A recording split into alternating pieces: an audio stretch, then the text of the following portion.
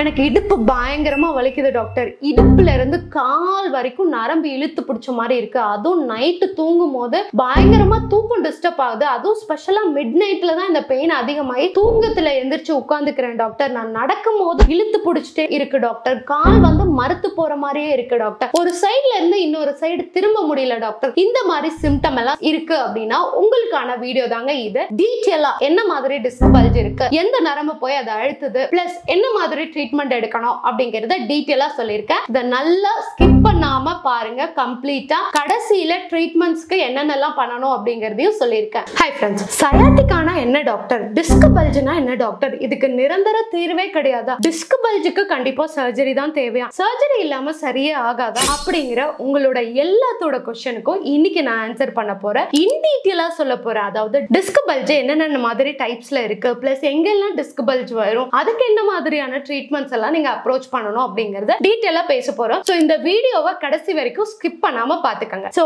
இப்போ நார்மலா பாத்தீங்கன்னா இதுதான் நம்மளோட இடுப்பு பகுதி. இடுப்புல இருந்து இந்த காலுக்கு வருது இல்லையா, இதுதான் சயாட்டிகா நரம்பு. இந்த சயாட்டிகா பிளஸ் இந்த டிஸ்க் பல்ஜுக்குமே நிறைய பேர் வந்து ஒரு கன்ஃபியூஷனை வர வச்சுக்குவாங்க. டாக்டர் சயாட்டிகா வேற டிஸ்க் பல்ஜ் வேற தானேன்னு கேட்பாங்க. இங்க இருக்கக்கூடிய டிஸ்க் வந்து பல்ஜ் ஆகி இந்த நரம்பு மேல அழுத்துறதுக்கு பேர் தான் நம்ம சயாட்டிகான்னு சொல்ல வரோம். சோ ஃபார் எக்ஸாம்பிள் இப்போ இந்த படத்துல பாத்தீங்கன்னா இதுதான் டிஸ்க். இது வந்து வெளியில வர நரம்பு. இந்த டிஸ்க் வந்து ஒரு பக்கமா பல்ஜ் ஆகி இந்த நரம்பு மேல அழுத்துது இல்லையா, அததான் நம்ம வந்து சயாட்டிகான்னு சொல்றோம். இல்ல அப்படின்னா அதை வந்து டிஸ்க் பல்ஜ்னு சொல்லுவாங்க. இது எப்படினாலும் ரெண்டுமே ஒண்ணுதாங்க. சோ அடுத்ததா பாத்தீங்கன்னா இந்த டிஸ்க் பல்ஜினுடைய ஸ்டேஜஸ் பிளஸ் இந்த டிஸ்க் எங்கெல்லாம் இருக்கு அப்படிங்கறத நான் உங்களுக்கு எக்ஸ்பிளைன் பண்றேன். இப்போ இதுதான் ஒரு மனுஷனுடைய முதுகு தண்டுவடம்ங்க. இந்த முதுகு தண்டுவடத்துல இந்த நீல கலர்ல பாக்குறீங்க இல்லையா, இது எல்லாமே வந்து டிஸ்க். இந்த பகுதி இருக்கு இல்லையா, இதுதான் எலும்புங்க. அதுக்கப்புறம் இந்த எலும்புக்கு நடுவுல இந்த இடத்துல பாத்தீங்கன்னா ஒரு ஹோல்ஸ் மாதிரி வருது இல்லையா, அதாவது இந்த டிஸ்க்கு நேர பின்னாடி தான் இந்த ஹோல்ஸ் இருக்கும். இந்த ஹோல்ஸ் வழியில தான் நமக்கு பாடியில சப்ளை ஆகக்கூடிய எல்லா நரம்பும் வருங்க. இப்போ இந்த ஹோல்ஸ் இருக்கு இல்லையா, இந்த ஹோல்ஸ் வழியில தான் நமக்கு கைக்கு, காலுக்கு, வயிற்றுக்கு சப்ளை ஆகக்கூடிய நர்வ்ஸ் எல்லாம் சப்ளை ஆகுங்க. இப்போ இந்த இமேஜ்ல பாக்குறீங்க இல்லையா, சோ இதுதான் மூளையில இருந்து வரக்கூடிய இந்த தண்டுவடம். இந்த தண்டுவடத்தில இருந்து ரெண்டு பக்கம் ரெண்டு நரம்பு அப்படியே சப்ளை ஆகுது இல்லையா. சோ இப்போ கழுத்துல இருக்கக்கூடிய நரம்பு எல்லாமே கை வரைக்கும் சப்ளை ஆகுங்க. அதே போல இடுப்புல இருக்க நரம்பு எல்லாமே கால் வரைக்கும் சப்ளை ஆகும். இப்போ மோஸ்ட்லி பாத்தீங்கன்னா டிஸ்க் பல்ஜ் வந்து எங்கெல்லாம் வரும் அப்படின்னு பாத்தீங்கன்னா, ஒண்ணு இந்த கழுத்து பகுதியில, இன்னொன்னு இந்த இடுப்பு பகுதியில. கழுத்து பகுதியில ஏன் வருது அப்படின்னா, நம்மளோட தலையோட மொத்த வெயிட்டுமே கழுத்துல தான் போகுது. இந்த கழுத்தெலும்பு இருக்கு இல்லையா, மொத்த ஸ்பைனல் கார்ட்ல இருக்கக்கூடிய எல்லா வெர்டிபிராஸை கம்பேர் பண்ணும்போது இங்க இருக்கக்கூடிய இந்த எலும்பும் இங்க இருக்கக்கூடிய இந்த ஜவ்வு தாங்க ரொம்ப சின்னது. இந்த சின்ன எலும்பும் சின்ன ஜவ்வும் நம்மளோட தலையோட வெயிட் இருக்கு இல்லையா, ஆவரேஜா ஒரு மனுஷனுக்கு வந்து 7 to 8 kg இருக்கும்னு வச்சுக்காங்களேன். அந்த வெயிட்டை வந்து இது பேர் பண்ணிட்டே இருக்கு. சோ அந்த வெயிட்டை தாங்கிறது மட்டும் இல்லாம நீங்க குனிஞ்சு குனிஞ்சு மொபைல் நோண்டுறீங்க, குனிஞ்சு வேலை செய்யறீங்க, குனிஞ்சு பாத்திரம் கழுவுறீங்க, கம்ப்யூட்டர்ல வேலை செய்றீங்க, எது வேணாலும் இருக்கட்டுங்க. ஆனா அது எல்லா வேலையும் குனிஞ்சு குனிஞ்சு பண்ணும்போது கீழே ஒரு பொருள் விழுகுது அப்படின்னும் போது நம்ம இழுத்து பிடிப்போம் இல்லையா, அந்த மாதிரி நம்மளுடைய தலையை வந்து அது வந்து இழுத்து பிடிச்சிட்டு இருக்கு. சோ நீங்க குனிஞ்சு குனிஞ்சு வேலை செய்றீங்க, எந்த வேலையா இருந்தாலுமே நீங்க 1 இன்ச் குனிறீங்க அப்படின்னா 15 கிலோ வெயிட் தூக்கி இந்த டிஸ்க் மேல வைக்கிறீங்கன்ற அர்த்தம். அதே போலதாங்க நம்மளோட இடுப்புல இருக்கக்கூடிய ஜவ்வுமே இந்த மொத்த பாடியோட வெயிட்டும் இங்க வந்து சப்ளை ஆகுது. அது போக பாத்தீங்கன்னா கழுத்தோட வெயிட் பிளஸ் உங்களோட ஸ்பைனல் கார்டோட வெயிட். அது மட்டும் இல்லாம இந்த நடு பகுதியில இருக்கு இல்லையா, இந்த டார்சல் வெர்டிபிராஸ்னு சொல்லுவோம். அதுக்கு வந்து நம்மளோட முன்னாடி இருக்கக்கூடிய நெஞ்செலும்பு வந்து ஒரு சப்போர்ட்டா இருக்குங்க. பட் ஆனா இந்த இடுப்பு பகுதியில இருக்கக்கூடிய எலும்புக்கோ இல்ல இந்த ஜவ்வுக்கோ வந்து எந்த ஒரு பெரிய சப்போர்ட்டும் கிடையாது. சோ நீங்க சடனா குனிறீங்க அப்படின்னும் போது, இல்ல கீழே விழுகுறீங்க, இல்ல ஏஜ் ஆகுது அப்படின்னும் போது இது வந்து ஓவரா வேலை செஞ்சு இல்ல ஸ்ட்ரெயின் அதிகமாகி இந்த இடத்துல டிஸ்க் பல்ஜ் வந்து இந்த ஹோல்ஸ் வழியில வரக்கூடிய நரம்ப அழுத்திடும். இப்போ நான் முன்னாடி காமிச்ச கலர் இமேஜஸ் எல்லாமே ஒருத்தவங்களோட ஒரு 3D இமேஜ் மாதிரி தாங்க. இது பாத்தீங்கன்னா ஒரு ரியலான ஒரு ஆளை வந்து நம்ம MRI ஸ்கேன் பண்ணும்போது எப்படி இருக்குமோ அதுதான். சோ இந்த கட்ட நட்டமா இருக்கு இல்லையா, அது வந்து எலும்பு. இதுக்கு நடுவுல இருக்கு இல்லையா, சுத்தியில கருப்பாவும் நடுவுல வெள்ளையாவும் இருக்கு இல்லையா, அது வந்து டிஸ்க் டிஸ்க்குங்க. இந்த டிஸ்க் வந்து பல்ஜ் ஆகி வெளியில இருக்க இப்படியே வருது இல்லையா, கருப்பு கலர்ல தெரியுது இல்லையா, அதுதான் ஸ்பைனல் கார்டு. இந்த கார்டு மேல அழுத்துது இல்ல ஒயிட் கலரா வருது இல்லையா, அது வந்து 2 லேயர்ல இருக்கும். இது ரெண்டுமே ஸ்பைனல் கார்டு தான். இந்த முதல்ல இருக்கக்கூடிய லேயரை அழுத்துதா ரெண்டாவதுல இருக்கக்கூடிய லேயரை அழுத்துதாங்கிறத பொறுத்து நம்மளோட சிவியாரிட்டியும் அதிகமாகும். இந்த இமேஜஸ்ல பாத்தீங்கன்னா எந்த ஒரு டிஸ்க் பல்ஜும் இல்ல, டிஸ்க் எல்லாம் ரொம்ப ஹெல்த்தியா இருக்கு. பிளஸ் இதனோட கிராஸ் வியூ தாங்க இது. சோ நம்ம ஒரு மனுஷனை வந்து மேல இருந்து இப்படி ஸ்ட்ரைட்டாவும் கட் பண்ண முடியும், அதே போல இப்படியும் கட் பண்ண முடியும் இல்லையா. சோ இது வந்து நடுவுல கட் பண்ணது, இது வந்து இப்படி மேல இருந்து கட் பண்ண ஒரு இமேஜ் தான். சோ இதுல வந்து இதுதான் டிஸ்க், இது ஸ்பைனல் கார்டு. இது கார்ட்ல இருந்து 2 பக்கம் 2 நரம்பு சப்ளை ஆகிறது தாங்க இந்த இமேஜஸ்ல இருக்கிறது. இது ஓரளவுக்கு உங்களுக்கு புரிஞ்சிருக்கும்னு நினைக்கிறேன். நான் உங்களுக்கு எக்ஸ்பிளைன் பண்ணது இன்னும் கொஞ்சம் கூட புரியுற மாதிரி நான் உங்களுக்கு அடுத்தடுத்த இமேஜஸ்ல வந்து கண்டிப்பா நான் எக்ஸ்பிளைன் பண்றேன். சோ இப்போ வந்து பாத்தீங்கன்னா இதுதான் நார்மலா இருக்கக்கூடிய ஒரு எலும்பு, எலும்புக்கு நடுவுல இருக்கக்கூடியது தான் டிஸ்க். இந்த டிஸ்க் எல்லாம் இருக்கு இல்லையா, இப்ப நார்மலா இந்த எலும்பு இருக்கு இதே நேர்கோட்டுல இருந்துச்சு அப்படின்னா, அதே போல இது வந்து ரொம்ப ஹைட்ரேட்டடா இருக்கு அப்படின்னா அது வந்து நார்மல் டிஸ்க்குங்க. இல்ல இங்க வந்து லைட்டா டீஜெனரேஷன் ஆரம்பிச்சிருக்கு, இந்த கருப்பு கலர்ல ஒரு கோடு மாதிரி பாக்குறீங்க இல்லையா, அந்த மாதிரி இருக்கு அப்படின்னா அது டீஜெனரேட்டிவ் டிஸ்க் அப்படின்னு சொல்லுவோம். இந்த மாதிரி கண்டிஷன்ல பேஷண்ட்டுக்கு அங்கங்க நெக் பெயின் பேக் பெயின் அப்பப்போ வந்து போகும். அவங்க ஸ்ட்ரெயின் பண்ணும் போதெல்லாம் வலி இருக்கும்,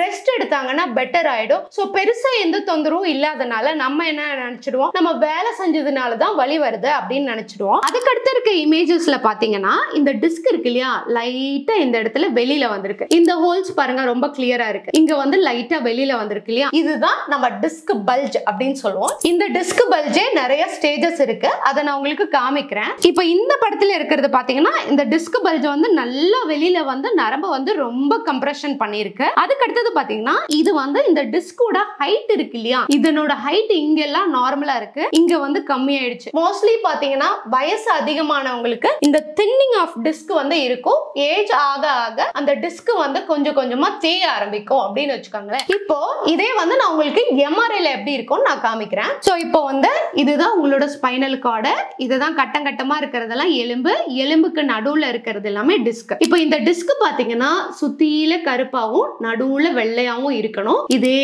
லைன்ல இருக்கணும், அப்பதான் அது ஹெல்த்தியா இருக்கு அப்படின்ற அர்த்தம். ஆனா இங்க பாத்தீங்கன்னா இது வந்து ஃபுல்லா கருப்படிச்ச மாதிரி ஆயிடுச்சு இல்லையா, அப்படி கருப்படிச்ச மாதிரி ஆயிருக்கு அப்படின்னா நான் முன்னாடி படத்துல சொன்னேன் இல்லையா, உங்களுக்கு வந்து டிஸ்க் டீஜெனரேஷன் ஆயிருக்கும் அப்படின்னு சொல்லிட்டு, அந்த டீஜெனரேஷன் தான் இது. இப்போ லைட்டா வெளியில வந்து இந்த நரம்பு வந்து டச் பண்ணது அப்படின்னா அது வந்து நம்ம டிஸ்க் பல்ஜ் அப்படின்னு சொல்லுவோம். இப்போ இதுல பாத்தீங்கன்னா அந்த டிஸ்க் பல்ஜ் தாண்டி அது வந்து ப்ரொட்ரூஷன், அதாவது டிஸ்க் பல்ஜே ஒரு 4 ஸ்டேஜா இருக்கும். டீஜெனரேஷன் சொல்லுவோம், ப்ரொட்ரூஷன் சொல்லுவோம், எக்ஸ்ட்ரூஷன் சொல்லுவோம், சீக்வஸ்டேஷன் சொல்லுவோம். சோ இதுல வந்து பாத்தீங்கன்னா இது இன்னுமே நல்லா விலகி போய் இந்த நரம்பு வந்து அழுத்திட்டு இருக்கு. இந்த இமேஜஸ்ல பாத்தீங்கன்னா இந்த டிஸ்க் பயங்கரமா வெளியில போய் இந்த கார்டு இங்க இருந்து ஸ்ட்ரைட்டா வருது இல்லையா, அதை ரொம்பவே அழுத்திட்டு இருக்குங்க. அப்படி அழுத்தும் போது நமக்கு ஸ்பைனல் கெனால் ஸ்டீனோசிஸ் வரும். இந்த மாதிரி இருக்கும் போதுதான் பேஷண்ட்டுக்கு வந்து நடக்கிறதுக்கே ரொம்ப கஷ்டமாயிடும், அப்படியே குனிஞ்சிட்டே நடப்பாங்க. சம்டைம் வந்து மோஷன் யூரின் எல்லாமே வந்து கண்ட்ரோல் இல்லாம ஆயிடும். சோ இந்த மாதிரி சிம்டம் எல்லாம் இந்த அளவுக்கு டிஸ்க் ப்ரொட்ரூஷன் அதிகமாகும் போது வரதுக்கான சான்ஸ் வந்து ரொம்பவே அதிகமா இருக்கு. சோ நான் முன்னாடியே சொல்லியிருந்தேன் இல்லையா, இப்போ வந்து இதுதான் டிஸ்க் அப்படின்னா டிஸ்க் லைட்டா டீஜெனரேஷன் ஆகும் போது இந்த மாதிரி இருக்குங்க. டிஸ்க் ப்ரொட்ரூஷன்ல இது லைட்டா உள்ள இருக்கக்கூடிய இந்த லேயர் வந்து வெளியில வந்துடும். எக்ஸ்ட்ரூஷன்ல வந்து வெளியில இருக்க லேயர் நல்லா கிழிஞ்சிடுங்க. அப்ப நம்மளோட எம்ஆர்ஐ ரிப்போர்ட்ல வந்து டேர் ஆயிருக்கு அப்படின்னு சொல்லிட்டு மென்ஷன் பண்ணிருப்பாங்க. இது வந்து சீக்வஸ்டேஷன், அதாவது இந்த டிஸ்க்ல இருக்கக்கூடிய உள்ள இருக்க மெட்டீரியல் வெளியில வந்து தனியா பிரிஞ்சிடுங்க. சோ அந்த மாதிரி இருந்துச்சுன்னா அது வந்து சீக்வஸ்டேஷன் சொல்லுவோம். இப்போ இந்த படத்துல பாத்தீங்கன்னா இது வந்து டிஸ்க் ஒரு ப்ரொட்ரூஷன் லெவல்ல தான் இருக்கு. சோ பெருசா இந்த ஸ்பைனல் கார்டுக்கு எந்த பாதிப்பும் கிடையாது. இப்போ இந்த இமேஜ்ல பாத்தீங்கன்னா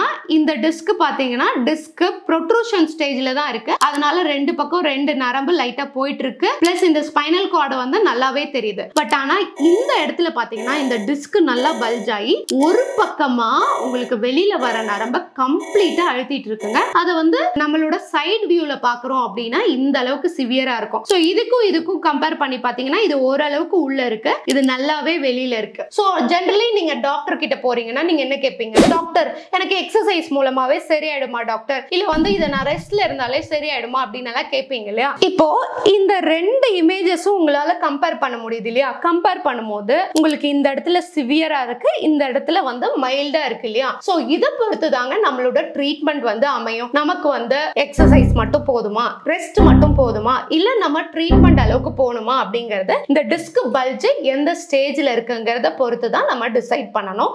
அதே போல எந்த ஏஜ்ல இருக்காங்க, எந்த சைடு டிஸ்க் வந்து பல்ஜ் ஆயிருக்கு அப்படிங்கறத பார்க்கணும். நான் சைடு எந்த சைடு அப்படிங்கறத இன்னொரு இமேஜ்ல இப்ப காமிக்கிறேன். இப்போ இந்த இமேஜ்ல பாத்தீங்கன்னா டிஸ்க் வந்து எந்தெந்த சைடுல எல்லாம் பல்ஜ் ஆயிருக்கும் அப்படின்னு சொல்லிட்டு உங்களுக்கு தெரியும். இது வந்து சென்ட்ரல் ப்ரொட்ரூஷன் சொல்லுவாங்க. அதாவது இந்த ஹோல்ஸ் இருக்கு இல்லையா, இது வழியில தான் ஸ்பைனல் கார்டு மூளையில இருந்து ஸ்ட்ரைட்டா இறங்கிட்டு இருக்கும். இந்த பச்சை கலரா வெளியில போகுது இல்லையா, இது வந்து இந்த ஸ்பைனல் கார்டுல இருந்து பிரான்ச் வந்து வெளியில போகுது. சோ இததான் நம்ம சயாட்டிகான்னு சொல்லுவோம். இது வந்து ஸ்பைனல் கார்டு. சோ இது வந்து சம்டைம்ஸ் ஸ்பைனல் கார்டு மேலேயே அழுத்தலாம், இல்ல கார்டையும் பிளஸ் சைடுல போற நரம்பையும் சேர்த்து அழுத்தலாம். இது வந்து சப் ஆர்டிகுலர்னு சொல்லுவோம். இது வந்து ஃபொராமினல்னு சொல்லுவோம். இது கார்டை எந்த டிஸ்டர்பன்ஸும் பண்ணிருக்காது, ஆனா நரம்பு மட்டும் அழுத்திட்டு இருக்கும். இது வந்து எக்ஸ்ட்ரா ஃபொராமினல்னு சொல்லுவோம். இது வந்து பாத்தீங்கன்னா உங்களுடைய கார்டையோ இல்ல இங்க இருந்து வர நரம்பையோ டிஸ்டர்ப் பண்ணாது. பட் ஆனா இதுக்கு மேல இருக்கக்கூடிய நரம்பு இது வழியா சப்ளை ஆகி போயிட்டே இருக்கும். அந்த நரம்பு வந்து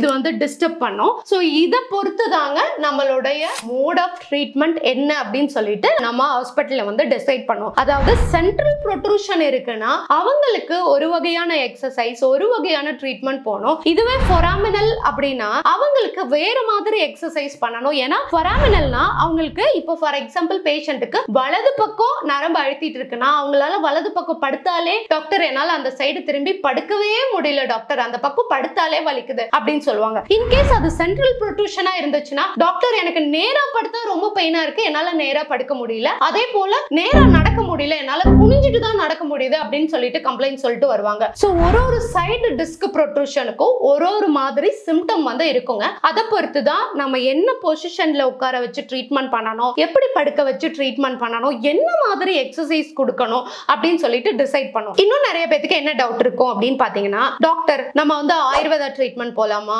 இல்ல வந்து பிசியோதெரபி போலாமா, இல்ல வந்து இயற்கை மருத்துவம் எடுத்துக்கலாமா, இல்ல வந்து மெடிசின்ஸ் எடுத்துக்கலாமா அப்படின்னு சொல்லிட்டு நிறைய क्वेश्चन இருக்குங்க. இப்போ நீங்க வந்து உங்களோட மசில் ரொம்ப டைட்டா இருக்கு அப்படின்னு வச்சுக்கோங்களேன், கண்டிப்பா பிசியோ எக்ஸசைஸ் பண்ணி மசிலை வந்து ரிலாக்ஸ் பண்ணணும். சோ மசில் ரிலாக்ஸன் டேப்லெட் கூட தேவைப்படலாம். அதே போல பாத்தீங்கன்னா நீங்க ஆயுர்வேதா போனீங்கனாலும் மசாஜ், ஆயில் ட்ரீட்மெண்ட் இதெல்லாம் பண்றதுனாலயும் மசில் ரிலாக்ஸன்ட் கண்டிப்பா கிடைக்கும் உங்களுக்கு. அதே போல பாத்தீங்கன்னா நிறைய பேர் ட்ராக்ஷன், ஐஎஃப்டி எல்லாமே எடுத்துக்கலாமா அப்படின்னு கேட்பாங்க. இந்த ட்ராக்ஷன் எடுக்கும் போது நீங்க ரொம்ப கேர்ஃபுல்லா பார்க்கணும். உங்களுக்கு எந்த அளவுக்கு டிஸ்க் பல்ஜ் இருக்கு அப்படிங்கறத பொறுத்து நம்ம வந்து கிராஜுவலா வெயிட் போடணும். டக்குன்னு அதிக அளவு வெயிட் போட்டுட்டு பண்ணிட்டோம்னா பேஷண்ட்டுக்கு ட்ராக்ஷன் எடுத்து தான் பெயின் இருக்கு அப்படின்னு சொல்ல ஆரம்பிச்சிடுவாங்க. அதனால நீங்க ட்ராக்ஷன் எடுக்கிறீங்கன்னா உங்களோட டிஸ்க் பல்ஜ் எந்த அளவுக்கு பெருசா இருக்குங்கிறத பொறுத்து ரொம்ப கேர்ஃபுல்லாவே ட்ராக்ஷன் எடுத்துக்கணும். அதுக்கப்புறம் ஐஎஃப்டி, டென்ஸ் இதெல்லாமே ரொம்ப ரிலாக்ஸா இருக்கும் ட்ரீட்மெண்ட்ஸ்ல. அதே போல பாத்தீங்கன்னா இந்த நேச்சுரோபதி ட்ரீட்மெண்ட் எடுக்கும் போதுவே நல்ல ரிலாக்ஸா டிஃபரெண்ட் வந்து ஃபீல் பண்ணுவீங்க. இன்னும் சில பேர் பெஸ்டா நிறைய பேர் என்கிட்ட சொல்றது என்னன்னா, டாக்டர் நான் பெட்டரா ஃபீல் பண்றேன், நீங்க சொல்ற எக்ஸசைஸ் எல்லாம் பண்ணும்போது எனக்கு பெட்டரா ஃபீல் ஆகுது டாக்டர், நான் யூடியூபை பார்த்து எக்ஸசைஸ் எல்லாம் பண்ண அப்படின்னு சொல்லிட்டு நிறைய பேஷண்ட் சொல்லிட்டு வருவாங்க. சோ அந்த மாதிரி எக்ஸசைஸ் பண்ணும்போதும் நிறைய பேஷண்ட்டுக்கு பெட்டர் ஆகும். பட் ஆனா எக்ஸசைஸ் பண்ணும்போதும் அகைன் நீங்க ஒரு விஷயத்துல ரொம்ப கவனமா இருக்கணுங்க. என்ன அப்படின்னு பாத்தீங்கன்னா, எந்த பக்கம் உங்களுக்கு டிஸ்க் பல்ஜ் ஆயிருக்கு, என்ன மாதிரி டிஸ்க் பல்ஜ் ஆயிருக்கு அப்படின்றத பார்த்துட்டு அதை பேஸ் பண்ணி நம்ம எக்ஸசைஸ் கொடுத்தோம்னா பேஷண்ட்டுக்கு சூப்பரா ரிசல்ட் இருக்கும். நிறைய பேஷண்ட் எக்ஸசைஸ்ல வச்சு மட்டுமே பெட்டர் ஆகுறவங்க இருக்கிறாங்க. நம்ம வந்து பாத்தீங்கன்னா எக்ஸசைஸ் ஆகட்டும், பிசியோ ஆகட்டும், நேச்சுரோபதி ஆகட்டும், ஆயுர்வேதா ஆகட்டும், ஓசோன் தெரப்பி ஆகட்டும், ஃபங்க்ஷனல் மெடிசன்ஸ் ஆகட்டும், இது எல்லாமே கம்பைன் பண்ணி பண்றோம். டாக்டர் நீங்க இந்த கண்டிஷன் பத்தி எல்லாம் நல்லா எக்ஸ்பிளைன் பண்ணிட்டுங்க டாக்டர், எனக்கு என்ன மாதிரி எக்ஸசைஸ் பண்ணணும் அப்படின்னு சொல்லுங்க டாக்டர் அப்படின்னீங்கன்னா, ஆல்ரெடி யூடியூப் சேனல்ல நிறைய வீடியோஸ் எக்ஸசைஸ் வந்து போட்டிருக்கோங்க. எங்களோட சேனல்ல போய் பாருங்க. நான் இந்த வீடியோக்கு கீழே டிஸ்கிரிப்ஷன்ல வர மாதிரியும் கொடுக்குறேன், எண்ட்லயும் நான் கொடுக்குறேன். அதை கிளிக் பண்ணி எக்ஸசைஸ் என்னென்ன பார்க்கணும் அப்படிங்கறத பாத்துக்கோங்க. ஆனா நான் முன்னாடியே சொன்ன மாதிரி ஒருத்தவங்களுக்கும் ஒரு ஸ்டேஜ்ல டிஸ்க் பல்ஜ் இருக்கும், ஒருத்தவங்களுக்கும் ஒரு சைடு வந்து டிஸ்க் பல்ஜ் ஆயிருக்குங்க. அதை பொறுத்து கண்டிப்பா நம்ம எக்ஸசைஸை வந்து மாத்தணும். சோ நம்ம சும்மா காமனா இருக்கக்கூடிய எக்ஸசைஸை வந்து பண்ணோம்னா சம்டைம்ஸ் சில பேஷண்ட்டுக்கு பெயின் அக்ரவேட் ஆயிடும். சோ நான் வீடியோல கொடுத்திருக்க எக்ஸசைஸ் ரொம்ப மைல்டா இருக்கக்கூடிய எக்ஸசைஸ், அதை செஞ்சுட்டு நிறைய பேஷண்ட் வந்து நல்ல இம்ப்ரூவ்மெண்ட் ஆயிருக்குன்னு தான் சொல்லியிருக்காங்க. அதை பார்த்து செய்யுங்க. இன்கேஸ் அதை செஞ்சுட்டு இம்ப்ரூவ்மெண்ட் ஆகல அப்படின்னா நீங்க கீழே இருக்கக்கூடிய டிஸ்கிரிப்ஷன்ல வரக்கூடிய நம்பருக்கு காண்டாக்ட் பண்ணி அப்பாயின்மெண்ட் எடுத்துட்டு ஆன்லைன்ல வீடியோ கால் கூட பண்ணி கேட்டுக்கலாம். ஸோ உங்களோட எம்ஆர்ஐ ரிப்போர்ட் எல்லாம் அனுப்புனீங்கன்னா வாட்ஸ்அப்ல அதை பார்த்துட்டு பிளஸ் வீடியோ கால்லையும் உங்களையும் பார்த்துட்டு நீங்க என்ன கண்டிஷன்ல இருக்கீங்கன்னு தெரிஞ்சுட்டு நாம வந்து டீட்டெயிலா என்ன பண்ணணும் அப்படிங்கறத எக்ஸ்பிளைன் பண்ணுவோம். ஸோ இந்த வீடியோ நான் எக்ஸ்பிளைன் பண்ணது எல்லாமே உங்களுக்கு பிடிச்சிருக்குன்னா நிறைய பேத்துக்கு ஷேர் பண்ணுங்க. மறக்காம இந்த வீடியோவை பார்க்கறது மட்டும் இல்லைங்க, சேனலை மறக்காம சப்ஸ்கிரைப் பண்ணிட்டு போயிடுங்க. Thank you so much.